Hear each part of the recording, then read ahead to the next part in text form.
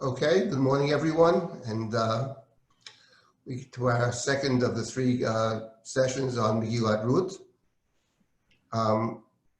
So the book of Ruth has 4 chapters. The first chapter story takes place essentially on the road back. Family of Naomi, Elimelech's husband, the family moves to Moab, and their tragedy befalls the family. Elimelech dies, the 2 sons die, and Naomi heads back to Bethlehem together with her 2 daughters-in-law. And the conversation takes place on the way back on the road. At the end of the day, Orpah turns back. Not immediately, but she turns back, and Ruth stays with her and declares that she will accompany her, not leave her. And she even takes an oath, a shvuah, so she swears that she's going to accompany her. And that's a very powerful dialogue conversation between Ruth and Naomi in chapter 1. And they come back to Bethlehem at the very end of chapter 1. It says, B'tchilat katsir sorim, at the beginning of the barley harvest.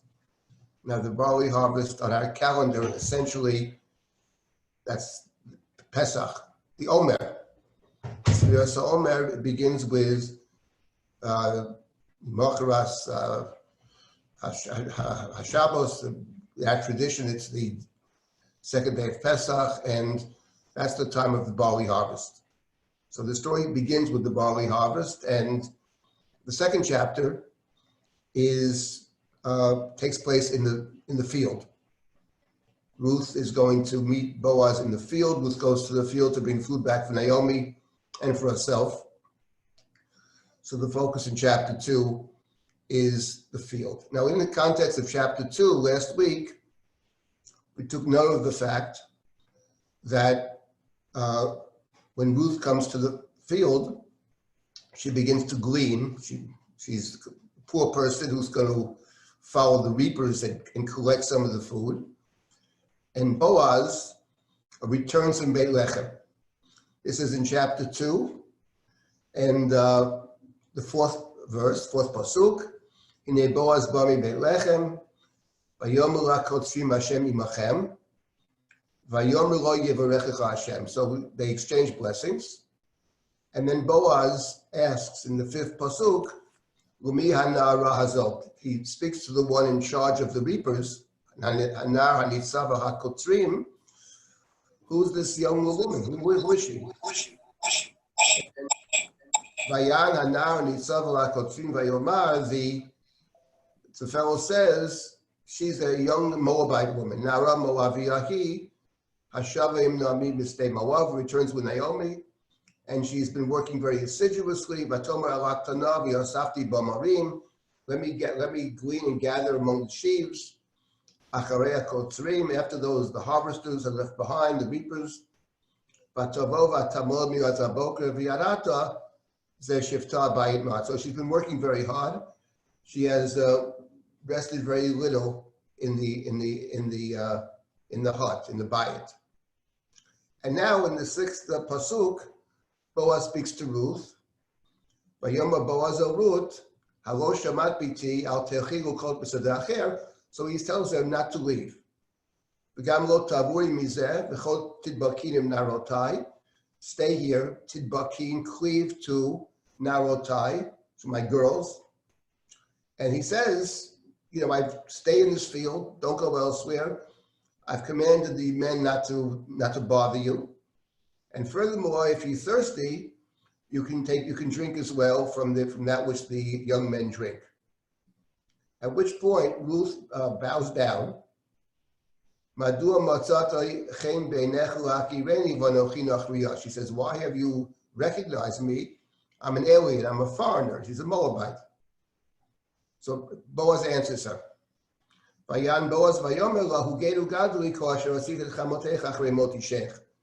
It was told to me all that you did for your mother-in-law after your husband died.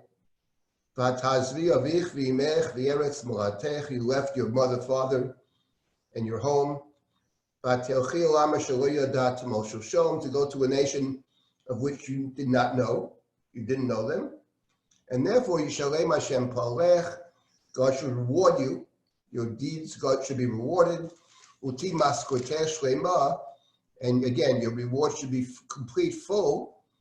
Miyam Hashem Elohei Yisrael, asher bat lachsot tachet kanafav, from the God of Israel, under whose canopy, under whose wings, under whose protection you have come.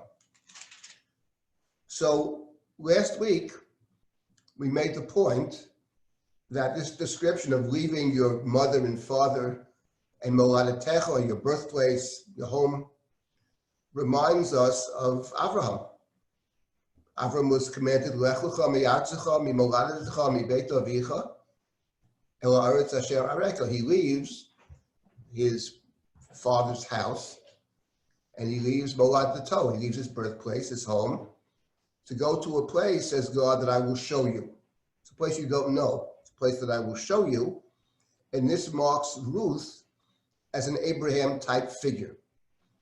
And the point I was emphasizing last week is that she's marked as an Abraham figure in two different ways. First of all, she's marked as an Abraham figure because she exhibits the two primary qualities, positive qualities of Abraham in the Abraham narrative. And that is the willingness to leave his place, the Lech Lecha, which we have both in chapter 12 and chapter 22. That is to say, God's first communication with Abraham and God's last communication with Abraham. And the other quality she exhibits is chesed, the quality of kindness. Abraham exhibits that when he greets these strangers in chapter 18, takes them in, feeds them, cares for them. And of course, you have here Ruth go into the field and collecting the food to bring to her mother-in-law, to Naomi, who apparently is too old to go out to the field to collect. And Ruth is a young woman, so she exhibits in the positive sense the two primary qualities of Abraham that are present in the biblical in Breshit, and those two same qualities are exhibited by Rivka in the book of in Breshit as well. Her willingness to leave home for parts unknown, and of course the kindness that she shows to the stranger who is coming with his 10 camels, and she takes care of him and his camels, etc. So she is also a spiritual child, the spiritual child of Abraham. So you have two. Abraham has two spiritual children. In the Chumash, it's Rivka, and here it's Ruth. Now I added to that last week an additional point that'll be very central to the book of Ruth, and that is that she's like Abraham in another sense, because the Abraham narrative has a foil. Actually, it has two foils, but the two foils in the Abraham narrative, one is Avimelech. That's very important for the Abraham narrative, but that's not our topic today. But the other foil is Lot. By foil, I mean somebody who on one hand is very similar, very, very similar. And the similarity allows the text and us to discriminate between the two of them. So Lot accompanies Abraham when he first goes. And what happens to Lot, the way Lot behaves and Abraham behaves are very similar. But at the end of the day, Lot leaves the land, and Lot doesn't make it back into the land. He's instructed to leave Sodom, and in Sodom, he behaves, on one hand, like Abraham.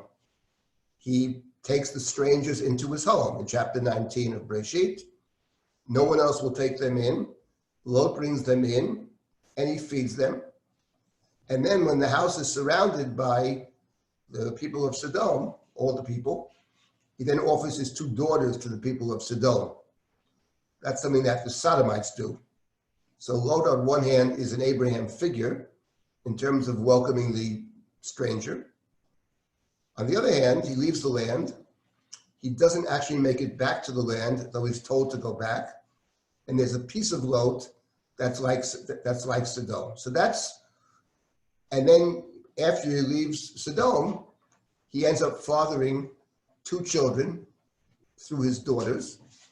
And the oldest one is Moab, the youngest one is Ammon. And so that's one story which recalls for us Moab. Actually, Moab was born in that story. And then there's a second story of Moab,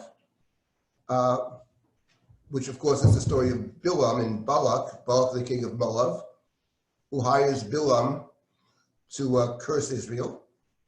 The curse is transformed into a blessing. And the Chumash in Sefer Dvarim says you should not accept the Ammoni and the Moavi into your community, even the 10th generation, for two reasons. Because they hired Bilam to curse you, and because they didn't give you bread and water when you left the land of Mitzrayim, on the road, on the path back.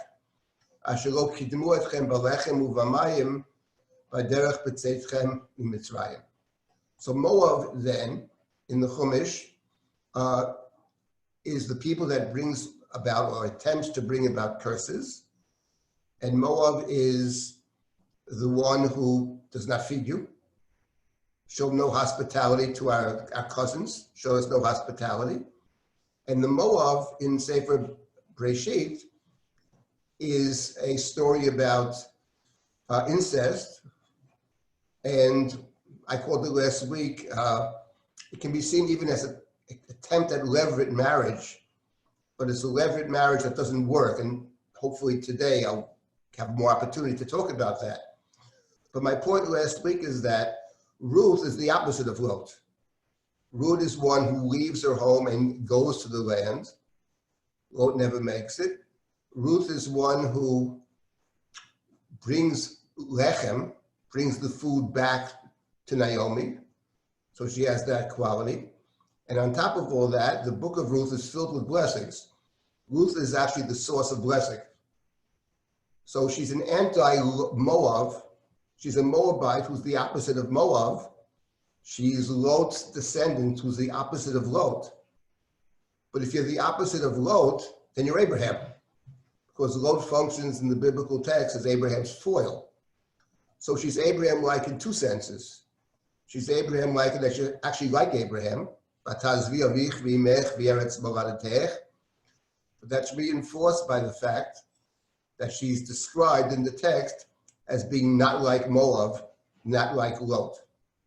So that was the point I made last week. If someone had a question about that, I want to clarify that. Now, the point is that we'll come back to this business of Lot, because Lot figures in the story. Lot is one of the intertexts of the book of Ruth, and a very central one. In any event, chapter 2 takes place in the field, in the Sadeh.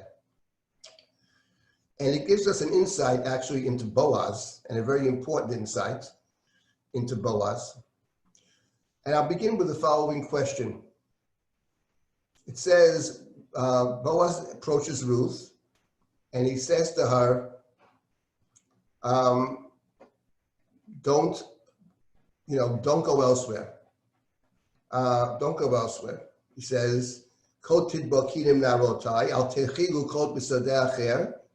in the 8th verse, don't go elsewhere, stay here, and no one's going to bother you.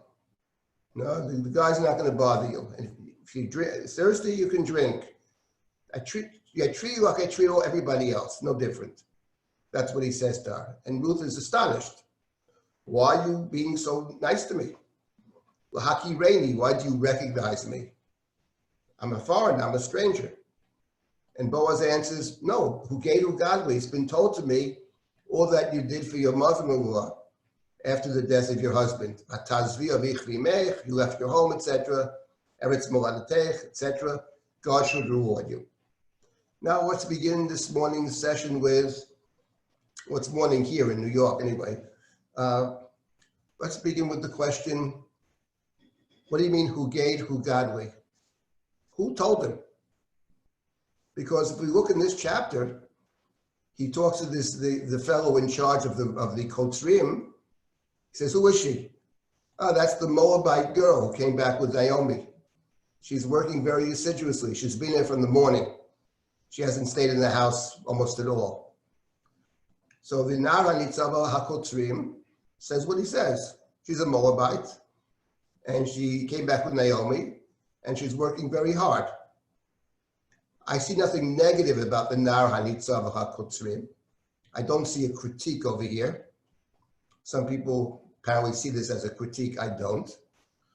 But he's giving a simple statement. She's a Moabite kid who came back with Naomi.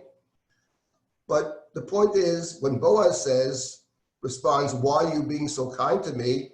I know the whole story. You left your home. Your husband has died." How did she know that?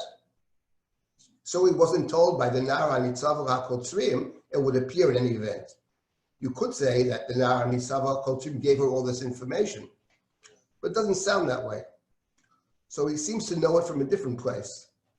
And presumably, he knows it from what takes place in the previous chapter, in chapter 1, because it says when Naomi returns with Ruth, it says in verse number 19 of chapter 1, "Vayiki v'ona Beit Lechem v'tehom kol irach alehen v'tomar nahazot nami," and the city was buzzing with excitement. Or, can this be Naomi? Everybody's talking. This is Naomi? Don't call me Naomi, she says, which means sweetness. Call me Mara, call me bitter. God has made my life very bitter. Hemar Shadai li ma'od. Ani m'le'yah halachti v'reikam heshivani Hashem. I went out full and I come back empty. By that she means I went out full. I had a husband, I had 2 sons. I come back empty.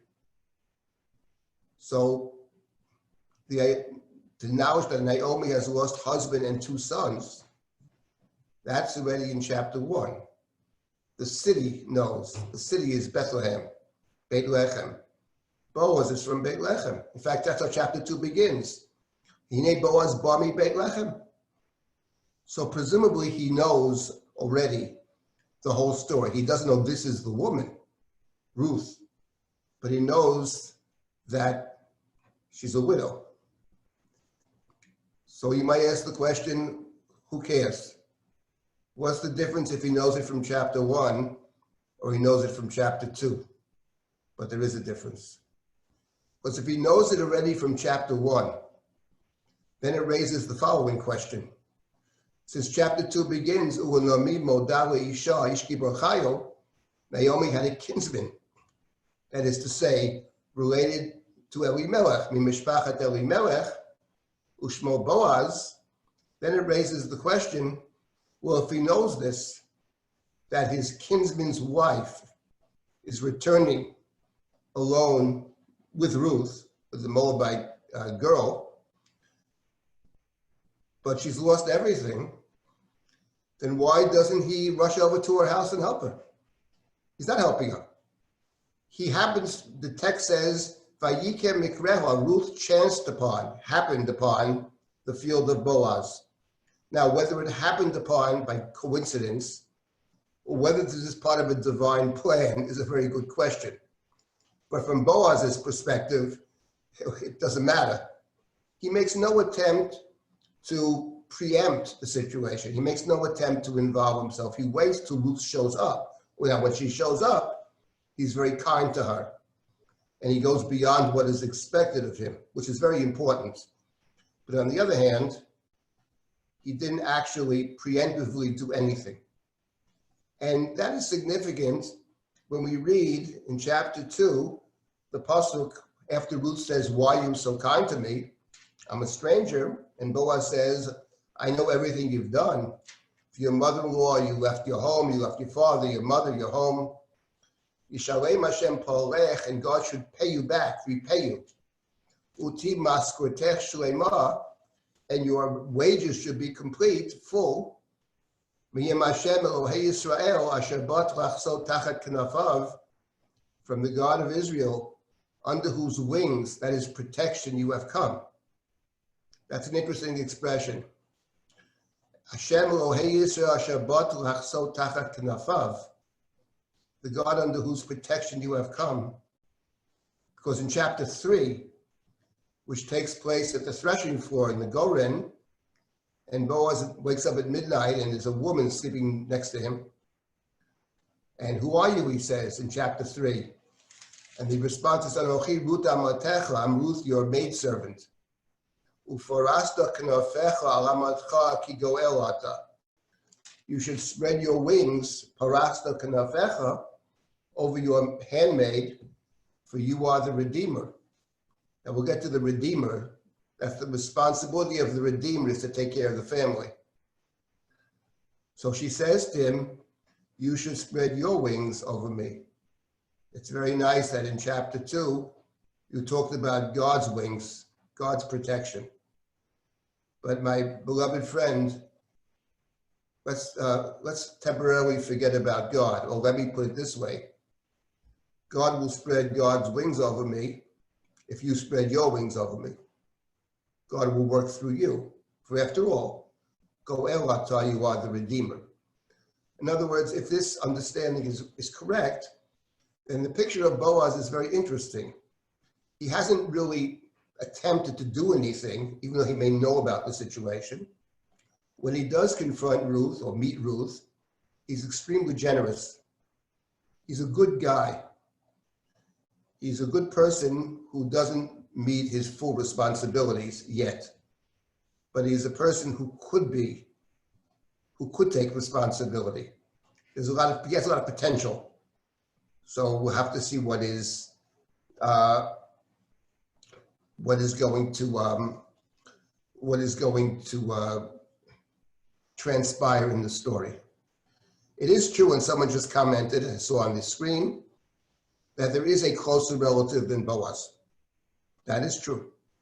And that's actually a very important point. So we'll come to that soon. There was another comment last week concerning this verse, Yishalem Hashem Palech, Uti Maskurtech Shlema, your reward, your sachar, should be complete.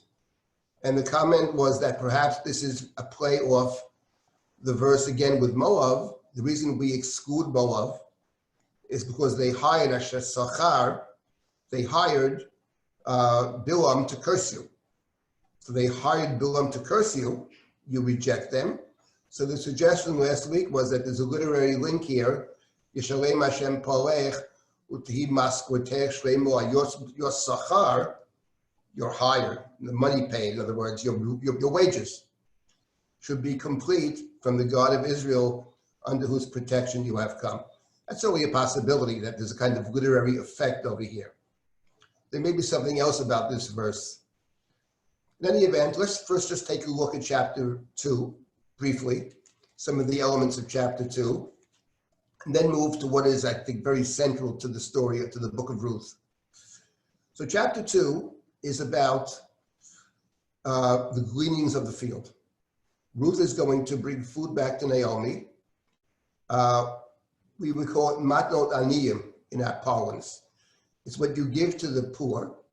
And essentially in the Chumash speaks about 3 kinds of gifts. They're codified in our tradition. It's called leket, shikha, and peah.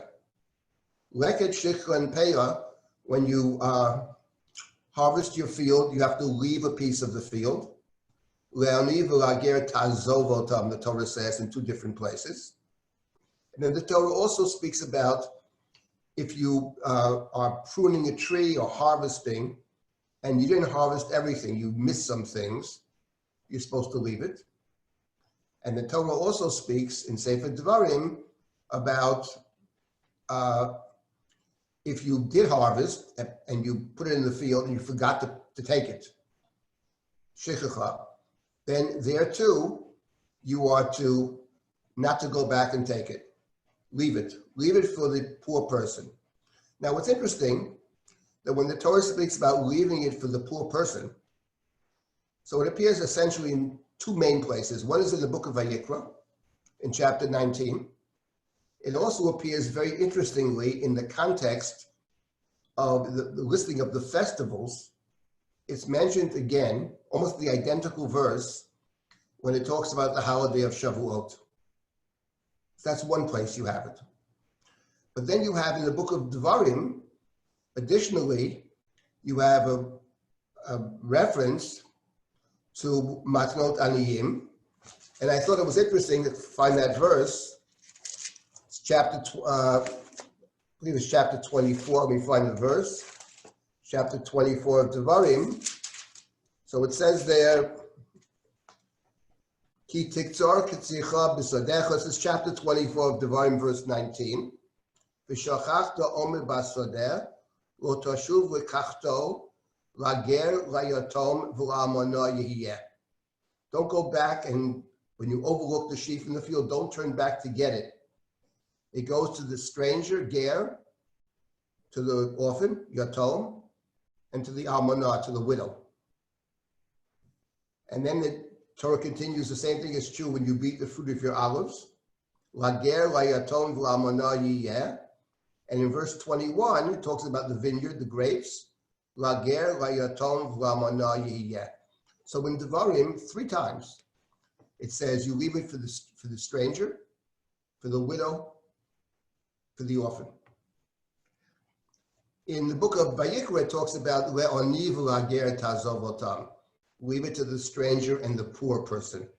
And I was thinking actually that in chapter 2, Boaz said to Ruth, I'm being so kind to you. What do you mean? You left your home, you left your mother, you left your father after your husband died, and you went to a foreign land.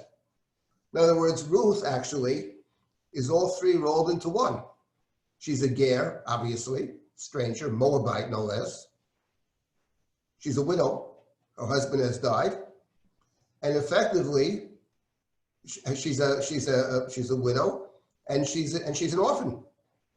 You left your mother and your father. She's a young person. You have no mother and father. You're the perfect candidate for matnot aniyim, actually. Ger yatom v'almana. She's all of them. So here the text plays with that, and what the focus of chapter 2 actually. And the main point of chapter 2, and it raises interesting questions in general, but the main point of chapter 2 is Ruth says in the beginning of the chapter, let me go out and glean the field, achar asher emsa chen b'einav, after I find favor in his eyes. The assumption being that you're not automatically deserving of gathering the gleanings. You have to find favor. Let me go and see what happens. I'll go to the field. When she gets there, apparently nobody's there. Boaz isn't there yet. So she goes out. Someone's watching her. Okay. But then Boaz shows up, and she does find favor in his eyes. In fact, the text says that very clearly.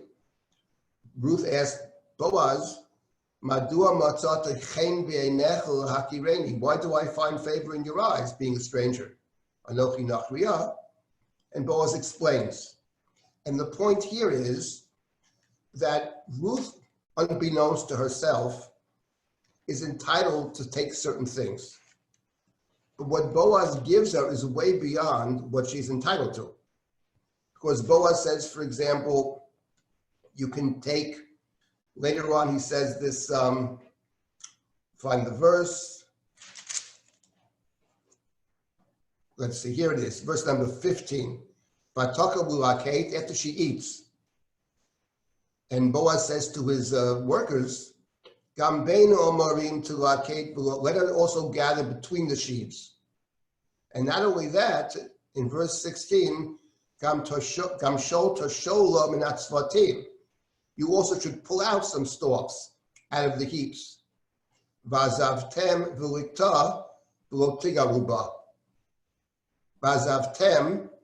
could mean you should leave or leave them. I'm not sure. But azavtem, and let her gather them, and do not rebuke her. This is more in the Chumash, it's what you leave by accident. The corner you leave on purpose. That's intentional. But the other things is you're harvesting something, you didn't take everything, or you forgot it in the field. But over here, it's intentional. Pull out the stalks for her. Vazavtem, in the Chumash, emphasizes the words la'azov, la'ani v'la'ger ta'azov otam. Leave it. But over here we have the verb la'azov in 2 contexts. First of all, Boaz says, I'm being kind to you because v'ta'azvi avich v'imech, you left your mother and father behind. And here, v'azavtem v'liktav v'lo tigaruba, leave them intentionally, not by accident. Or perhaps it means you should simply leave, let her do what she wants, not just to gather the stalks, but between the stalks. And not only that, earlier he invites her to eat. In the 14th pasuk, it's actually interesting. He invites her to eat bread. Take your bread and dip it in vinegar, and also kali, which is parched corn. The Chumash actually, and I believe there is a reference here, the Chumash speaks about lechem v'kali v'karmel lo tolchu ad etzem hayom hazeh. The prohibition to eat of the new crop, called chadash. That's found in the Parsha, in the Chumash, in Vayikra, which talks about Shavuot. You can't have the new fruit, the new crop, the new wheat, until you first bring the omer. The omer is brought, it's the barley offering in the beginning of the harvest season for the barley. So the book of Ruth actually is alluding to the rules relating around the time of the harvest, which is the time of Pesach, the Omer actually. And what Boaz is doing is going way beyond simply leaving. He's actually instructing his workers to pull out things for her. He's treating her as an equal, not as a straggler, but as an equal. So it's interesting. The Torah commands us to do certain things. Boaz goes beyond, which, if you think about it, is the basic theme of the book of Ruth, what we call chesed. The chesed in the book of Ruth implies there is a standard way of behaving. And people in the book of Ruth adhere to the standard. Even those that are not the heroes are not bad people. But the heroes go beyond. Now, whether you need the standard to go beyond is a very interesting question. One could make the argument that you do. In any event, Boaz goes way beyond. And it's interesting that we are told in chapter 2 that after Ruth has gathered all of her gleanings, and she herself eats, Vatochal vatisba vatotar. She eats and she is satiated and she has extra. That's what the Torah speaks about in the V'yachalta v'savata uveirachta. To eat to the full, to be full. She has even left over. She has more. And she's going to bring the more back to Naomi. And we are told in chapter 2, how much does she glean in this one day?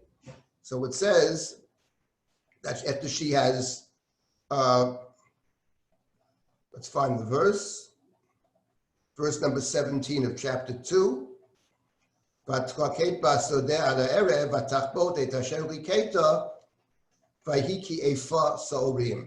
She has an ephah of saorim. How much is an ephah? So we know what an ephah is, because the Torah says that when the man when the people would collect the man was an omer. The man was an omer. And the Torah says, Ve'ha omer asiri ta'ifahu. The Torah says in chapter 16 of Shemot that an omer is 1/10 of an ephah. Now the omer feeds one person. So the ephah feeds 10 people. So she's collecting 10 times what you would expect. Okay, she's eaten already. So she's collecting 10 times the amount. And the idea of the ephah is very significant. And in chapter 2, the text picks up on the ephah. Because when she gets home to Naomi and she sees what she has, and she gives her to eat, that which was left over, she had gathered even more. And Naomi says to her, in verse 19, Ephah likatet hayom v'ana asit. Ephah, Aleph Yud Pei He. The ephah raises the obvious question, ephah. It can't be an accident. Nobody could possibly glean so much in one day. It's obvious that wherever you went, the owner of that field is going out of his way to give you much, much more. to send me more. Who is this? Who's the one of the ephah? Who is he? Ephah. Oh, his name was Boaz. Oh, Boaz, she says. He's a relative. Mi goalenuhu. He's one of the redeemers. And here we introduce the word goel, which is the critical word in the book of Ruth. One of the critical words, certainly.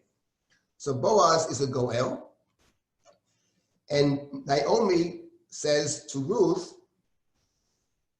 in verse number 21 of chapter 2, Gam ki omar elai im hanorim asher li tidbokin. She said to me, stay with my young men, adim kilu et kol hakotzir asher li, until we finished all the harvest. There's the barley harvest and there's the wheat harvest. Stay with me, says Ruth. He said to me, stay with the young men. And Naomi says to Ruth in verse 22, Vatoma Naomi Ruth kalata, she says to Ruth, the daughter-in-law, Tov biti ki tetziim narotav, v'yifgu bach b'sadeh acher. My daughter, she calls her, best that you go out with the young girls. They shouldn't find you in a different field. And the next verse, Vatidbach b'narot Boaz. So she cleaved unto the young girls of Boaz to gather until the barley and wheat harvest were completed. And she stayed with her mother-in-law. So we notice the interesting thing. Ruth had said, Boaz said to me, stay with the young men. Im hanorim asher li tidbakin. And Naomi corrects her immediately. Don't stay with the young men. Stay with the young women. She already has a different idea in mind about which man she's looking for. And it says, and Ruth obeyed her. Vatidbach b'na'arot Boaz. She stayed with the girls, not with the boys. And this sets up, of course, chapter 3 at the threshing floor, and Naomi's idea to, one might say, to coerce Boaz, to shame Boaz, perhaps, into doing the right thing, to assume his role as the goel, as the redeemer. It is true. He's not the closest relative, as he says, that's true. But the closest relative is not going to do anything, Naomi figures. This is a fellow, for whatever reason, who takes some responsibility. Okay, he hasn't done what he's supposed to do, but he's a good person. And the good people, you can go after them, and maybe they'll do a lot of good. The other guy probably is a hopeless case. So that's her thinking over here. In any event, this is the picture of Boaz in chapter 2. The picture of a good person goes beyond what the Chumash says, goes beyond, and could possibly go well beyond. That's the hope in the book of Ruth. This is what we have in chapter 2. As I'm reading this now, something else struck me as very interesting in this connection of Ruth to Abraham, which is a very interesting connection. And I'm wondering about something else. When Ruth is in the field, so Boaz meets her. Boaz says to her not to go elsewhere. Boaz says to her, don't leave. Ko means here or there, but this place. Ko tidbakin im narotai. Don't go any other place else. Stay here. Tidbakim davak. We had that word davak. Now, the word davak is an important word in this book. Ruth cleaved unto Naomi in chapter 1. There's a bunch of cleaving going on in chapter 2. Whom should she cleave to? Cleave to the young women, cleave to the men, cleave to the women.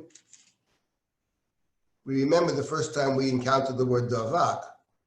Alken yazov ish et avivi et imo. Therefore, says the Torah in the beginning of the Torah. Therefore, a man leaves his mother and father, v'davak b'ishto, and cleaves unto his wife. Vayulu basar echad. So the idea of leaving your mother and father and cleaving, which of course Abraham leaves his mother's father's house and travels to a distant unknown place, that's certainly true. But even prior to Abraham, we have the idea of leaving your home and cleaving, leaving and cleaving. So the question is, she certainly left, has Ruth. Now the question is the cleaving, the davak. Who will be the one to whom Ruth will cleave? Turns out it won't be the young women or the young men, but an older man named Boaz. That's the plot. That's the plan.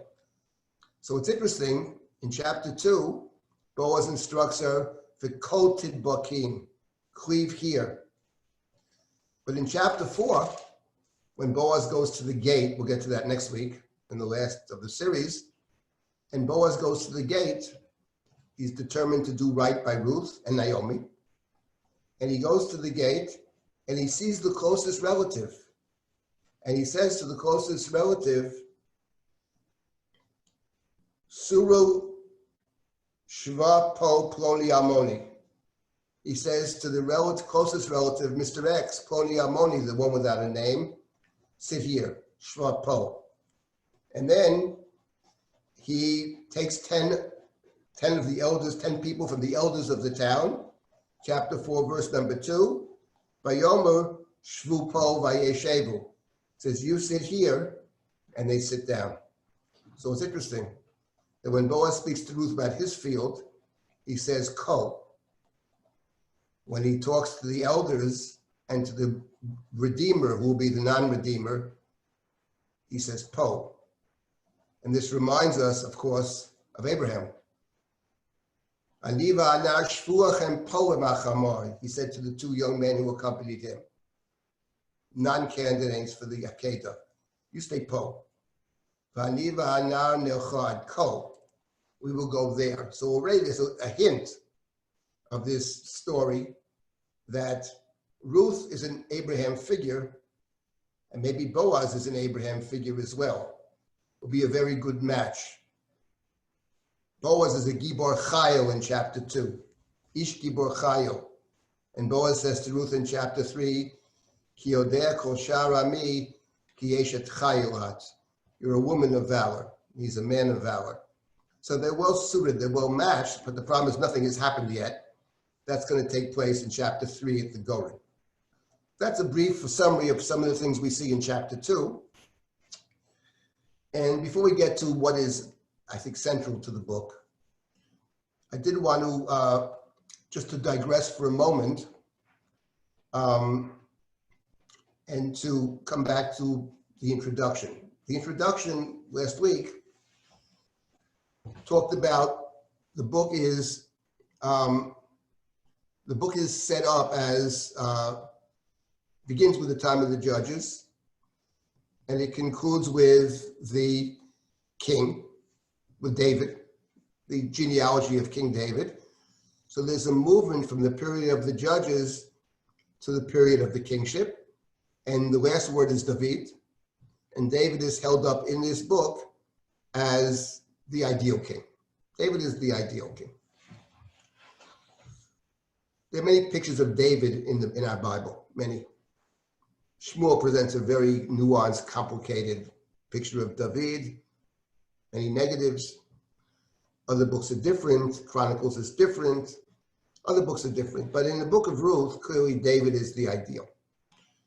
And in the book of Ruth, the claim is that David actually descends from, on one hand, Boaz, Peretz. On the other hand, David is a descendant of the Moabites. David is a Moabite, half Moabite. That is through his lineage, Ruth being his great-grandmother. Question is there any evidence of this whatsoever, for example, in the book of Shmuel? The book of Shmuel is largely about David, many chapters about David, beginning in chapter 16 of 1 Samuel and 15 chapters in 24 and 2 chapters of 40 chapters about David. Is there any hint whatsoever about any of this information we're being given in the book of Ruth about Peretz, about his grandfather? And it's very interesting, just a brief digression, that in the book of Shmuel, we do have some genealogies. For example, when you meet King Saul in chapter 9 of 1 Samuel, you have a genealogy of Kish. He has a whole genealogy, goes back. the genealogy of Shmuel himself in the first pasuk, the genealogy of Shmuel himself, that's found in pasuk Aleph of Shmuel Aleph. When it comes to David, however, it's very striking. We're not given his genealogy. We're told about his father, something about his brothers, but nothing beyond his father. We don't know the name of his grandfather. We know very little about David, about where in the book of Shmuel. But I believe there are actually hints. There are hints in Sefer Shmuel that the book of Ruth is not coming out of nowhere, but that the book of Ruth, which, as I said last week, and I have no reason to doubt this, is a later work, part of Ketuvim. Those are later works. That there are hints in the book of Ruth, in the book of Shmuel, that, for example, David is from Peretz. Because the term Peretz, I can't get into this now because we're not studying Shmuel, but my point is that the book of Ruth is picking up on something. It's not just inventing something. The word Peretz is a word that appears in very interesting places in the book of Ruth. Peretz Uzzah, Baal Protzim. So the idea that David is a Peretz person, descended from Peretz, is hinted at in Shmuel.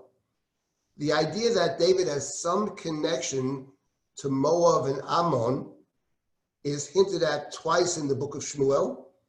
When David runs from Saul, he asks the king of Moab to take care of his parents. And he places his parents with Moab, Vayanchem. And later, in Shmuel Bet, when the king of Ammon dies, he sends Menachamim to the king of Ammon, Chanun, because his father Nachash has died. And David said, I want to be kind to Nachash, he's been kind to me. We don't know the kindness.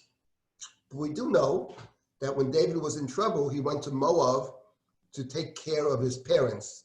The Midrashim discuss whether they took care of his parents or whether they got rid of his parents. But so there is some connection.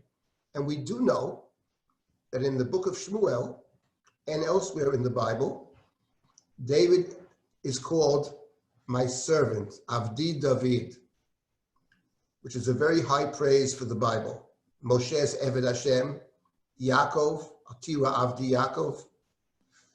Abraham, I believe, in one place is called Eved, and David is called Eved many times. His great-grandfather is Oved. So the point is, there are these hints in the book of Shmuel, David Avdi, the Moab link, the Peretz story, and of course the Goren. Chapter 3 takes place in the Goren. And Goren is very important in the book of Shmuel. It appears in two very significant places in Sefer Shmuel. The Goren appears when David's attempt to bring the ark back to his city, to Ir David, to Yerushalayim, at first the failed attempt, Peretz Uzzah. Peretz Uzzah, and that takes place in Goren Nachon. That's chapter 6 of 2 Samuel. And the book ends, in our tradition, ends with chapter 24, when David discovers the place and sets up the permanent place for God, for the temple, Goren Aravna. Goren Aravna is the end of Sefer Shmuel. So the Goren, the first Goren, which marked the idea that you haven't come to the right place, you can't go beyond. And the Goren at the end of the book, which is the culmination of the book, David has succeeded in establishing God's kingship, which gives legitimacy to David's kingship. That takes place at the Goren. So the book of Ruth, I would maintain, is picking up on certain themes that can be found in Shmuel. And it takes them, of course, it transforms them. It's not about politics at all in Megillat Ruth. It's all about behavior, personal behavior, kindnesses, going beyond and all that. But it's not in a vacuum. And when we're studying the book of Ruth and all these biblical narratives, we keep in mind the various intertexts. Speaking of the various intertexts, we can now begin to get to what is one of the probably the main story that the book of Ruth draws upon. And that, of course, is the story of the Levirate marriage. In the book of Bereshit, there are two kinds of Levirate marriage, two stories, two narratives.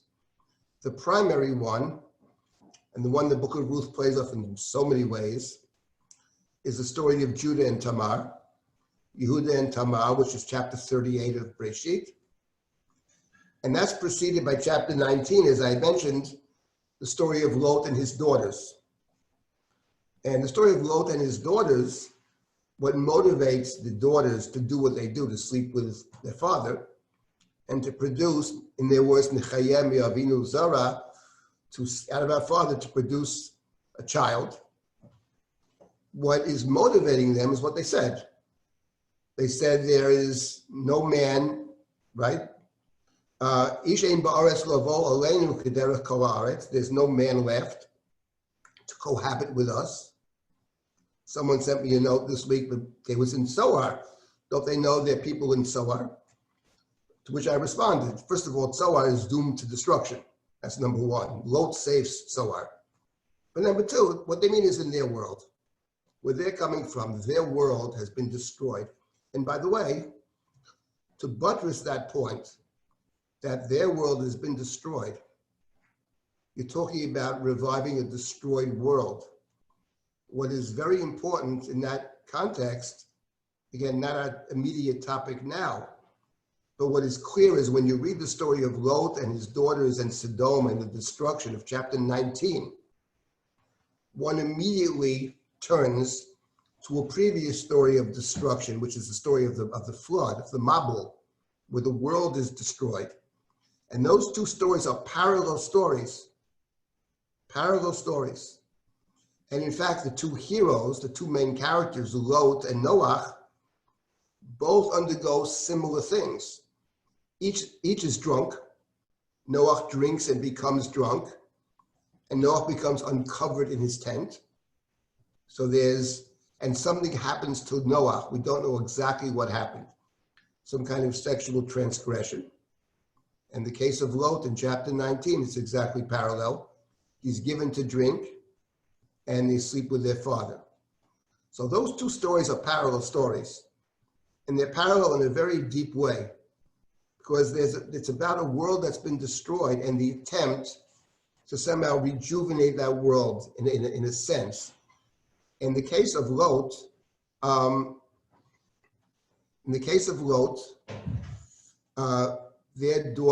his daughters believe that their world has been destroyed. So they engage in a Levirate marriage, and the text may not be condemning them. But as we'll see in a couple of minutes, at the end of the day, that doesn't actually work. Before I continue now, if someone wants to raise a question or comment, it's a good time to do that. And then we'll move to the last leg of this shir and continue with it next week and finish next week. But if anyone wants to just unmute yourself if you want to comment or share something and give a moment or two to have comments to make. This is Micah. Just a small little point. Just from what you said, it sounds like the Ruth may be playing off of Shmuel, but there's not like that. It's not so intertextual as if it could go both ways. You know what I mean? It sounds like all the things like Eved and things like that. It couldn't be that there's no real necessary connection. It's just that the author of Ruth saw some things that it could, latch onto. I agree. I think that, my point would be that,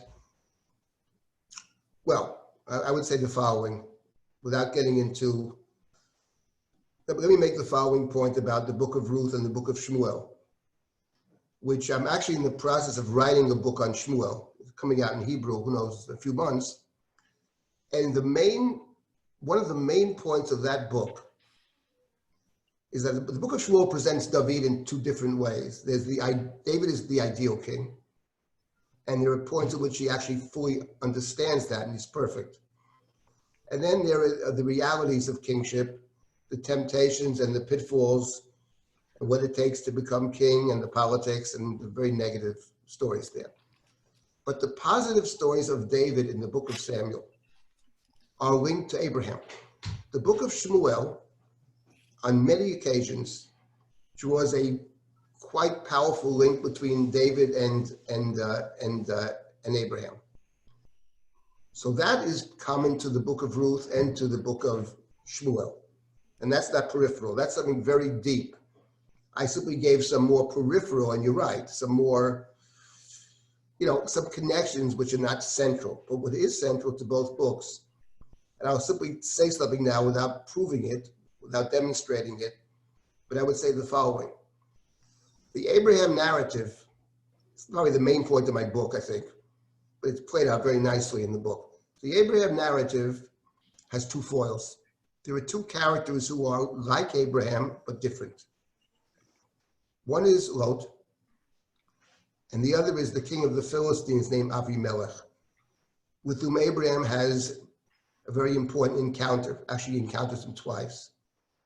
That Abraham is like Avimelech on one hand, even talks like him, and then he separates from Avimelech, he's different. In the book of Shmuel, David is an Abraham character when the greatness of David. But there's also with David that's connected to the Philistines and connected in a very deep way. David lives with the Philistines. David tries twice to live with the Philistines. David sets out to walk with the Philistine army that's about to fight King Saul and Israel and defeat them. So there are all kinds of connections in the book of Shmuel to the Philistines. David is a Philistine, but he's different. He's not a Philistine. Because he's, at the end of the day, he's Abraham. Abraham is the opposite of the Philistines. The book of Ruth doesn't use the Philistines as the foil. The book of Ruth uses Lot as the foil. For the book of Ruth, it's Lot. But it plays off the book of Shmuel in that very deep sense. Each book plays off the hero as an Abraham character, and each of the two books uses one of the two foils to portray their character. Okay, that's a very important point. That's a deep insight. And I could demonstrate it. We'll be studying Shmuel. That would take a couple of different sessions. So there is a deep connection. But you're right about the point that I made about the Oved, the Eved, and about the Goren, and about the Moav connection, and the use of Peretz as a significant word in the book of Shmuel. Those things are true. But they're what I might call them literary effects. They support the deeper point that the very construction of the book uses the main character, uses Abraham and his foils to tell this story. Yes, in terms of, I see another question here. I saw a comment, which is a good one, about the story of Noah. And again, this is a side point, not that it's not important, but it's a good point. What is the story of Noah about then? So let me just comment. Noah and Lot are parallel stories. I don't want to get too much into this, but it's an important point. The difference between Noah and Lot, it's a critical difference. The difference in Noah and Lot, and this will lead us into beginning the next piece about the Levirate marriage, which is central to the book. This is a good way to introduce it. The reason that, the point about Lot's story, Genesis chapter 19, is he has two daughters. The first gets him drunk and sleeps with him. And then the next day, the second daughter does the same thing, gets him drunk and sleeps with him. Each one has a child. And the Torah says at the end of chapter 19, he did not know in her lying down and her getting up. So Lot is unaware. The Torah says, V'lo yoda. When it comes to Noah, when Noah is drunk and something happened to Noah, we don't know exactly what, and he says, Noah woke up, vayeda. He knew what his youngest son had done. We, the reader, are not sure what he did, but he did something. And when he knows, what does Noah do when he knows? When Noah knows, he blesses and he curses. Vayomer orur Canaan. Baruch Hashem Elohei Shem. What Noach does when he wakes up is to bless and to curse. Now, blessing and cursing, up to that point in the Torah, was God's province. That's how God ran the world. God curses the snake, God curses the land, God blesses the human, God blesses the fish, God blesses the Shabbos. So what Noach does after the flood is to assume God's role, to take responsibility. That's what Noach does. That's the power. And in fact, it's Noach that sets up the land of Canaan as the land in which Shem shall subdue Canaan, which is the story of Abraham and the story of the Bible. So that story sets up, actually, the ability of Noach to know and to act is very central. And Lot doesn't know. Now, if you don't know, in the case of Lot, if you know, then you can transform an act which is problematic into something positive. But if you don't know, you can't transform it. So, for example, in the case of Lot, his daughters sleep with him. Okay, incest. The fact of the matter is that every Levirate marriage is actually incest, by definition. It's your brother's brother. That's incest in the Torah. It's one of the forbidden taboo. So what legitimizes the incest in that case is the overriding idea of building the house. But in order to do that, you need both parties to know and to know what they're doing. So in the case of Lot, it remains incest. It never can be fully justified because lo yada, the knowing is everything. In the case of Noach, by contrast, it's not about Levirate marriage, but it's about understanding your role in the world and your responsibilities. It starts with facts and with knowledge. You can't make good decisions and the right decision and the moral decision unless you have knowledge. I think we're living at a time when that is quite obvious to us through the pandemic, that if the leader has no knowledge and says all kind of stupid things, you're going to be in trouble. Knowledge is the beginning of everything. Doesn't mean you make the right decision, but without knowledge, you can't make the right decision. So in the case of Lot, he doesn't know. And now that's the significance of that parallel, the deeper significance. And now we can move to the story which lies at the heart of the book of Ruth. There's more than one story. This is central to the book, and that's the idea of Levirate marriage. And Levirate marriage, as it appears narratively in Sefer Breshit, where the main character is actually Yehuda. And Yehuda is, of course, the progenitor of Boaz, because the book of Ruth ends with Eila Toldot Peretz. And actually, at the very end of the book of Ruth, there's a blessing that's given, the very end of the book. The book has a lot of blessings. And the women say to Boaz, actually they say before that, I'm sorry, this is found, Kola'am, this is found in verse 11 of chapter 4. Yitena Hashem et ha'isha bo beitecha ki Rachel u'chleya shebanu shtein in Beit Yisrael as eichayo bi'efrata krashem b'veit lechem. In verse number 12, V'hi beitcha kebeit Peretz asher yodat Tamar lihuda. So everybody says, your house should be like the house of Peretz, that Tamar bore for Yehuda. So actually the story of Yehuda and Tamar is explicitly mentioned in the book of Ruth. It's the blessings that appear at the end of the book. It's a book with blessings at the end, all kinds of blessings. And one of the blessings is, your house should be like the house of Peretz that Tamar bore for Yehuda. And the last verses of Megillat Ruth, Eila told us Peretz. So the book is inviting us, one might say commanding us, to go back and look at the story of Yehuda and Tamar.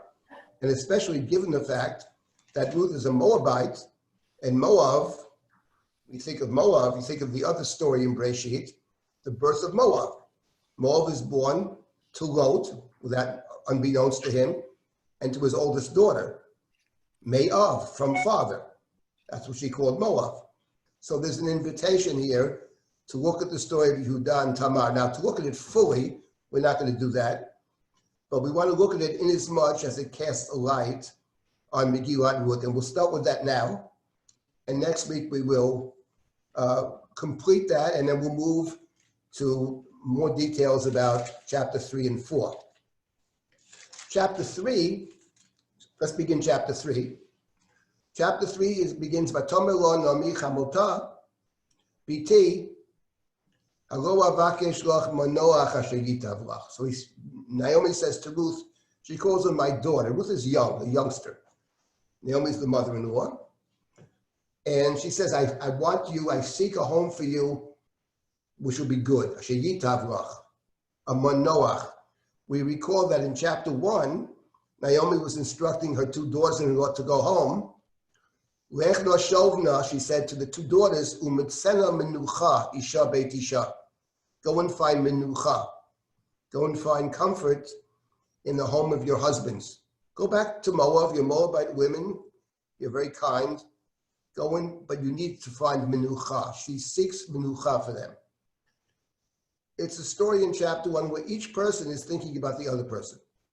Naomi thinks what's best for them, and they, and especially Ruth, thinks what's best for Naomi. That's the relationship. Each one puts the other one first. And now in chapter 3, Naomi says to Ruth, Avakesh lach manoach asher yitav lach.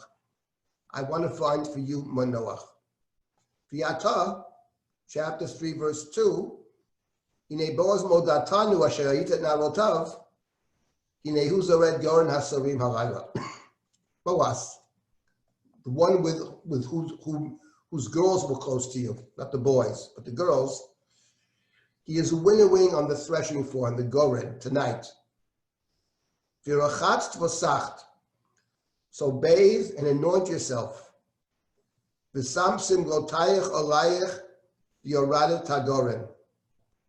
Al tivadi la'ish ad kaloto le'echov v'lishtot. So here, there is a Kri and Ketiv. It's written, you should bathe, you should anoint yourself, you should put on your skirt, your garment, and go down to the threshing floor. But it's written here, in this JPS text, it has the orality. I thought in a different text, some of the other verbs have the yud. Orality means I will go down. Samti means I will put on. So when you have a Kri and Ketiv, actually, the question is, what's that about? Is it a scribal mistake, or is it something else? And I believe that often it's not a mistake. Often the writing, sometimes it's an archaic letter, but it's kept in for a purpose. And the purpose is that the book wants you to read it both ways. In this particular case, it's written, if you keep the yud, but it reads, I will go down, I will bathe, I will go down. Because in point of fact, the yibum, the Levirate marriage, if it's going to take place, should not be between Ruth and Boaz. Ruth is not related directly to Boaz. She's related to Boaz through her husband's father. But in point of fact, when Boaz is introduced to us in chapter 2, Naomi has a kinsman from the family of Elimelech. His name is Boaz. So the appropriate person to choose for Yibum is not Ruth, it's Naomi. But the problem is, since the purpose of Yibum is to produce a child who carries on the name, Naomi herself said in chapter 1, I'm too old to have children. She says it. So kanti miyot ish, I'm too old. So therefore, Ruth is the candidate, but Ruth is representing not just herself. She has lost her husband. but she represents herself and Naomi. She's going as Naomi's proxy. That's the important point over here.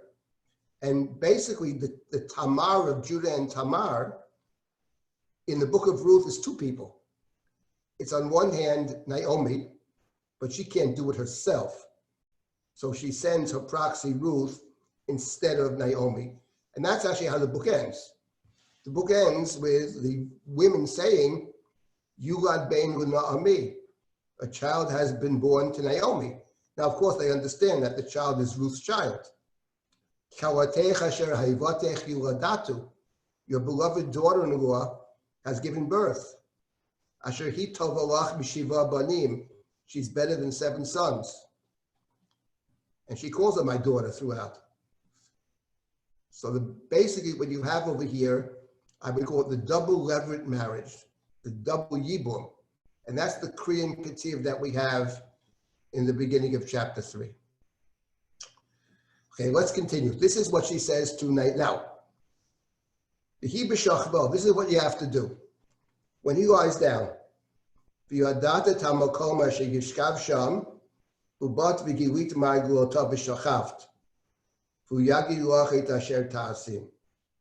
so go, she says, and we notice the two verbs that appear over here. One is yada, to know, which often has a sexual meaning, and the other is shachav, to lie down, which often has a sexual meaning. Uncovering his feet. Is it the feet or something else is a good question. But in other words, I would say a highly suggestive behavior, lying down next to this man in the night, b'shachvo, he'll tell you what to do. Now, I'm not suggesting that actually in the story anything more than this happens, but the language is very suggestive. And when you think about the story here, in conjunction with the two other Levirate stories, narrative stories in Breshit, it's interesting that there were 3 stories. The first one is straight up incest, father-daughter, and he doesn't know anything. He doesn't know. So that's very problematic. The second story, which is critical, is Judah and Tamar.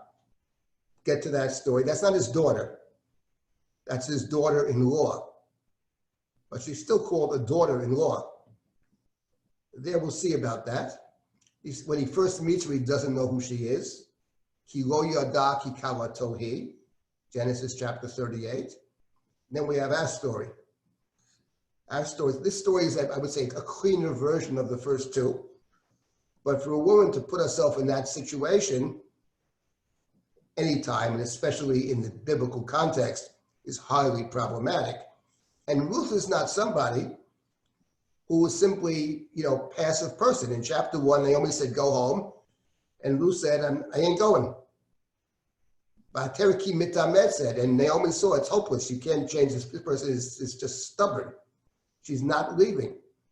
So Ruth is someone who's got a mouth, and she does and she says to them, I'm going out to the field tomorrow. So she's someone a willful person. And what's her response over here? Vatomer eleha kol asher tomri eseh. I'll do exactly what you say. She does what her mother commands her to do. So she's going to do the right thing. It is the right thing. It puts her in a very problematic situation, but she doesn't care about that. She's going to do what's right. That's the character so Naomi hatches the plot, and Ruth has to carry it out for her own sake, but also for Naomi. And that's what happens. What happens, of course, is she does this, and Boaz's response, he wakes up in the middle of the night, a woman is sleeping lying next to him. By Yomer Miyat, who are you? Vatomer Anochi Ruth Amatecha. Ufarasta Knafecha Amatcha Ki Goelata. I am your Amma. I'm your servant Ruth, your maidservant, Hen Amma. Spread your robe over your hand, over your maid. You are a redeemer. It's actually very interesting here. And then we'll begin with Yehuda and Tamar in a moment. But it's interesting, she calls herself Anochi Ruth Amatecha. Now, if you go back to chapter 2 for a moment, you remember that she describes herself differently. When Boaz is kind to her, she says to Boaz, why are you being so kind to me? And Boaz explains. And then you come to verse number 13 of chapter 2.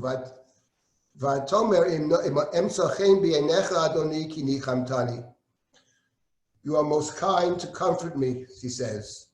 And you speak tenderly, you speak gently, shifchatecha. She calls herself a shifcha. And then she says, Vanochi lo ehyeh ki achat shifchotecha, which is an interesting verse. What she's saying is, I'm not even a shifcha. I'm not even one of your female slaves. Now it has a double meaning. That is to say, the narrator has another idea. Anochi lo ehyeh ki achat shifchotecha. I'm not going to be one of your slaves. What she's saying is, I'm not even a slave, not even a shifcha. But you can read it, Anochi lo ehyeh, I'm not going to be a slave, which of course sets up the future truth, which is, she's not going to be a slave, she's going to be a wife. So there's an interesting, the narrator plays it. But she calls herself a shifcha. But in chapter 3, lying next to Boaz, she says, Anochi Ruth amatecha, I'm an amma. Now, what is the difference between a shifcha and an amma? There's a difference. Remember the story of Abraham. Abraham and Sarah could not have a child. It says for 10 years, and by the way, 10 years is found also in Ruth chapter 1. They're married for 10 years. Ruth is married for 10 years with no children. Sarah is married for 10 years with no children. And she says, take my shifcha, right? Hagar is the shifcha of Sarah. Hagar shifchat Sarai. And she's taken as an amma. So the amma actually is still a servant, but it's a higher level than a shifcha. Because the amma is one whom you may marry. You live with the amma. The shifcha just serves you. The amma is a kind of quasi-wife. So when Ruth says, Anochi Ruth amatecha, she didn't say, Anochi Ruth shifchatecha. Amatecha is different. You should protect me. You should care for me. Spread your canopy over me. Farasta kanafecha amatcha ki goel ata. So she's defining herself differently. I'm not the shifcha that you found in chapter 2. I'm the potential amma. And remember something, you are the redeemer. She calls him on his responsibility. There's a question from the Facebook live stream about that. Amma also means limb. No, she's davuk, i.e. part of him. Amma means limb? Does it? Amma is a measurement in the possibly, I don't know if Amma means limb. I'm not familiar with that. Amma is maybe related to the word aim. I really don't know. I have to check the derivation of Amma, what it's connected to. I'll take a look later today and see what Amma is. Amma, of course, is the measure in the, whether that's the same word or a different word, I'm not sure. But anyway, functionally, it's clear that the shifcha and the Amma are not the same thing. The Amma of Riyah in the Torah, in chapter 21, in Mishpat, in chapter 21, that's the slave girl that you take as a slave whom you're supposed to marry. And you're supposed to marry her. The Torah in chapter 21 of Exodus transforms the slave woman into a wife. The rules of the responsibilities of the husband in marriage, She'er, Ksut, and Ona, are found in Mishpatim, chapter 21. The idea is not to have a female slave. The idea is to transform the slave into a wife, into an Amma. She's called an Amma. Amma Evriyah, not Shifcha Evriyah. Amma Evriyah. Okay, now let us segue into, we'll just begin the story of Judah and Tamar. I'll give a brief introduction. And next week we will try to accomplish two things if possible, to complete the Judah-Tamar story and its relationship, and to understand what's going on in chapter 4, which takes place at the gate. First is the journey, the field, the threshing floor, and the gate. So very briefly, very briefly, the story of Judah and Tamar, which is chapter 38 of Breshit, a very celebrated chapter, takes place after the sale of Joseph. It's chapter 37. And it's all about Judah. He's the main character of chapter 38. Of course, there is Tamar, who's going to be his guide, one might say his Rebbe. But chapter 38 begins with Judah departing from his brethren. Vayered Yehuda me'et echav. So the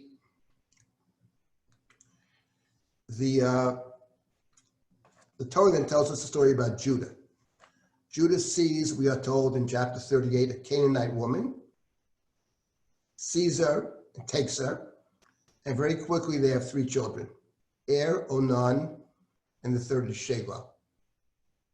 And the Torah says in chapter 38, Breshit, chapter 38, that Yehuda found a wife for his oldest son, and that is a woman named Tamar. We are told nothing about Tamar, except her name. We're not told of her lineage, told nothing about her. She may be a Canaanite, but in the text, she's a non-Canaanite. She's not connected to any particular group of people. Unlike Judah's own wife, who's a bat ish Kanani Shmo Shua. Judah's wife that he sees and takes, were never given her name. Just her lineage, she's the daughter of a Canaanite. Now the story of Judah and Tamar. So what happens next, of course, is that God, the oldest son of Judah, his name is Er is Ra, Ayin Reish is Reish Ayin, is Ra, God kills him.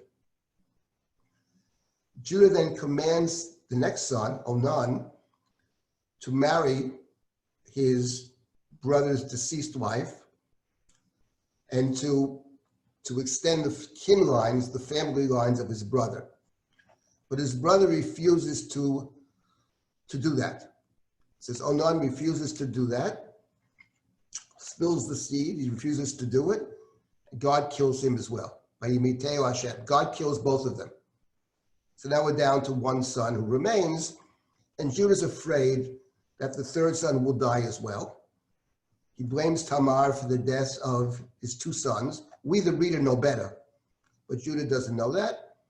And what he does is he says to Tamar, leave my home, go away. And when my oldest son grows up, Shelah, he's young, when son number 3 grows up, I'll be in touch. But meanwhile, go back to your father's house and remain a widow in mourning until son number 3 marries you, which we know is going to be never, because he has no intention of ever allowing that. So she waits and she waits and she waits. Then, of course, Judah's own wife dies, and he's off to the races. He's off to Timnah, to the sheep shearing, and Tamar hears about this, takes off the widow's garments, dresses herself, covers her face, stands on the crossroads, and Judah thinks she's a prostitute and propositions her, and she demands from him payment. I'll send you something later, he says. No, we don't accept that, later payments. I want something now. What do you want? I want your seal, I want your signet, I want your coat. He gives those things to her, those identifying marks, also symbols of leadership, sleeps with her, and she gets pregnant. And then she disappears. And Judah can't get back, can't retrieve. He sends his friend Hira to retrieve the lost collateral that he gave. She demands collateral, eravon. This is the collateral for the payment, for the gold he was going to send. She's disappeared. He discovers 3 months later, they tell him that your daughter Tamar is pregnant. And given the fact that she is betrothed in a sense to son number 3, she has the status of a married woman, adulterous woman, says, Judah, burn her. Take her out and let her burn. And as she's being sent out to burn, she sends Judah these objects. which identify him as the father. Hakir no, do you recognize or not, says Tamar to Judah through a messenger. Judah recognizes and said, she's more righteous than I. He knew her not again. At the end of chapter 38, there is the birth of not one child to Tamar, but two. She has twins. One is Peretz and one is Zerach. Zerach, they thought would be born first. His hand was out and they thought he'd be born first. But then his hand, it goes back inside Tamar, and then the other one jumps out. Peretz, Peretz. Then the second son comes out, whose name is Zerach. That is the story of Judah and Tamar, that one might say is positioned between the sale of Joseph in chapter 37 and chapter 39, which continues the Joseph story. There's an entire lengthy chapter devoted to Judah. So the question is, what is that chapter doing there? There's been a lot written about this, discussed about it, and it's actually a pivotal chapter because it's for the first time sets up the possibility that a family can be put together. That's what that chapter is actually about. And that's what the book of Ruth is about. I would say next week we will look more deeply at the story of Judah and Tamar and its connection to the book of Ruth. I would add something else about the story of Judah and Tamar, which is that the objects that Tamar demands of Judah, your staff, petilecha means literally your fringes, it means your coat, and your seal. These are signs of leadership and of kingship. And what's interesting is that in the story of Judah and Tamar, the wife of Judah is named Bat Shua. Shua means a prince. And the friend who accompanies Judah is named Chira. Chorim are royal officers in the Bible. So the story, even when you read the story about Judah, of course, he has the symbols of kingship, the symbols of leadership. He's married to the daughter of a prince, and his friend is also a prince, a high royal official, Chorim. So it is about leadership, and there's a sense of kingship over there. And the sense one gets in that story is at the end of the day, the king emerges from Judah. But in order for the king to emerge from Judah, he has to regain the symbols of his kingship, which he's given away. He's given them away because his behavior is not the behavior of one who should be king. He's taken zero responsibility. And the beginnings of Judah's greatness, actually, are the moment that he confesses. When he confesses, he sets things right, and he also regains the symbols of his kingship. I would just conclude today, before we get next week with Judah, Tamar, chapter 4, if we can do it all in 1 week, I don't know, but that it's interesting that the symbols of leadership and kingship, Judah gives away and he regains them. But it's also interesting that Tamar demands them. In demanding the symbols of leadership and kingship, Tamar is saying something additional, which is, in truth, you think you're the king. You think you're the leader. You know nothing about leadership. The one who understands responsibility is me. The one in whose hands the seal and the staff belong is me. And when you come to an understanding, I will graciously return them to you. That's the story of Judah and Tamar. It's interesting, and I'll conclude with the following thought. There's a poem that is recited often at a Brit, circumcision, and it's also recited by some, it's a piyut, that's recited by some on the 7th day of Pesach, Yom Yabasha, by Yehuda Halevi, very beautiful poem. Yom Yabasha, Nefchu Mitzulim, Shira Chadasha, Shibchu Giyulim. And in that poem, Yehuda Halevi makes reference to the story of Judah and Tamar. Chotemet, the seal, It's connected midrashically to circumcision. Petilim is connected to the talit, to tzitzit, which Yehuda Levi understands to mean the outer sign of covenant and the internal sign of covenant. And Yehuda Levi turns to God after he talks about fulfilling these two mitzvot, and he turns to God and says, Hakena, recognize please, O Master of the universe, Lumia chotemet lumia ptilim. Who has the chotemet and the ptilim? Who represents you in the world? And he picks up on the story of Judah and Tamar, because when Tamar says to Judah, I demand the chotemet and the ptilim, what she's really saying is, you're undeserving of these symbols of leadership. Symbols of leadership make sense if you're really a leader. If you're not a leader, why should you have the symbols of leadership? So when Yehuda has to transform himself through confession to be worthy of regaining those symbols. But the kingship will emerge, the leadership emerges from Judah. But it only emerges from Judah through the instruction of Tamar. And that's the story of the book of Ruth. Boaz is a great hero in the book, there's no question about it. But everybody needs a Rebbe in this world. He has two Rebbes. One is Naomi, and the other is, of course, Ruth. And that will take place, and has taken place, in chapter 3. So next week we'll study in more depth Judah and Tamar, and its connection to the book of Ruth, and then, of course, chapter 4, and the glorious ending to a very beautiful book. Thank you very much. Bye-bye.